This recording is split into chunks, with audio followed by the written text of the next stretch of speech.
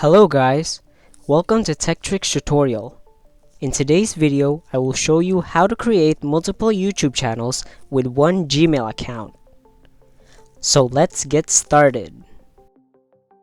First, head over to your browser.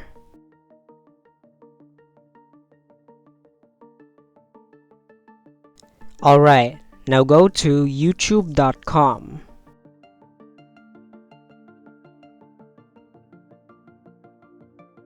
Once you're here, click the three dots at the top right corner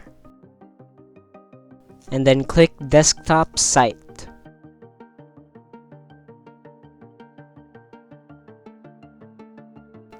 After that, click the three lines at the top left corner of the screen.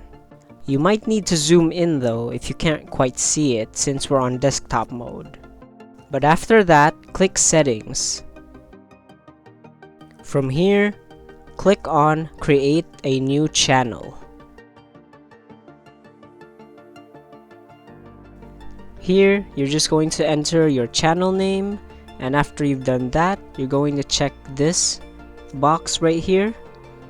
And once you've done that, just click Create, and that's it. Thank you for watching this video. If you found this video helpful, please consider dropping a like and subscribing to the channel.